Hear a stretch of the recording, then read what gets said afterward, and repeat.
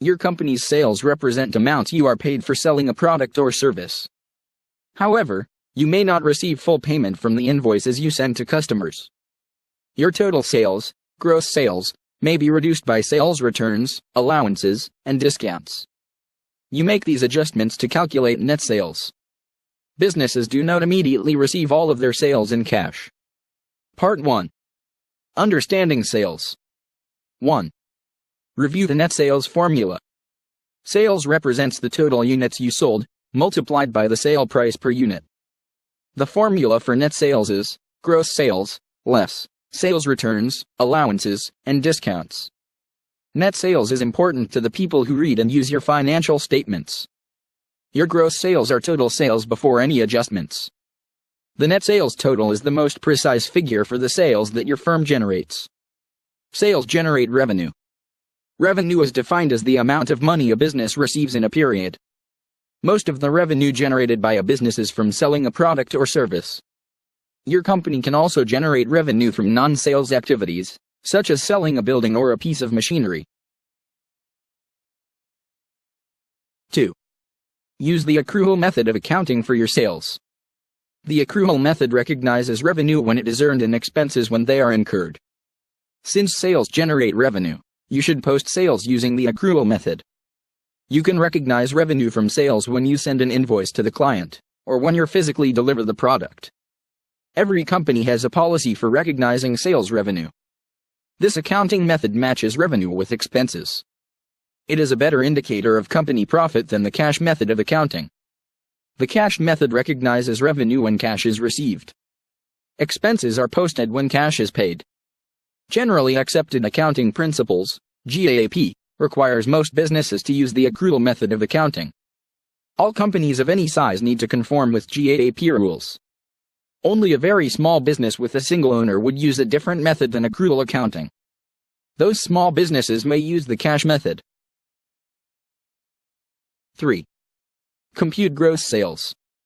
Gross sales is the total amount of products and services sold during a period of time. You can think of gross sales as the total dollar amount of invoices that you sent to clients.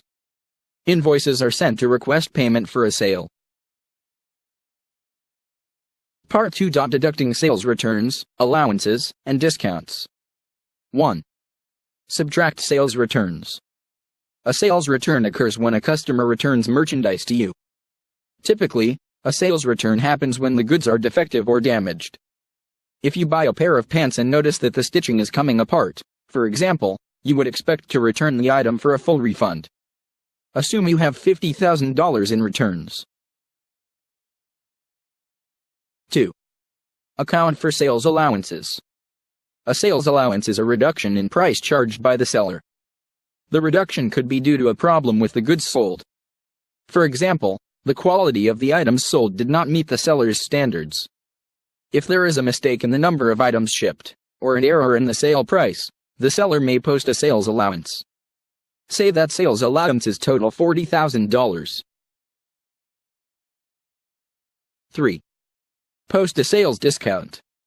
A sales discount is a reduction in the sale price, in exchange for an early payment from the buyer. In this case, the seller would prefer to collect cash early, even the cash received is less than the amount billed to the customer. Offering sales discounts can improve the company's cash flow. Assume that sales discounts total $60,000. Part 3. Posting new sales to the income statement. 1. Calculate net sales. Assume that your gross sales total $1 million. You have $50,000 in sales returns, $40,000 in sales allowances, and $60,000 in sales discounts. Your net sales would be $1 million to $50,000, $40,000 to $60,000 equals $850,000. 2. Post net sales to the income statement. The income statement presents revenue less expenses equals net income, profit. This financial statement is created for a specific period of time, such as a month or year. Net sales should be added to other revenue in the income statement. 3. Analyze the income statement to make business decisions. You can compare the results in income statement to the amounts you budgeted for the period. This analysis can help you make informed business decisions to improve your company. If net sales were lower than budgeted, you may consider lowering your sales price to attract more customers.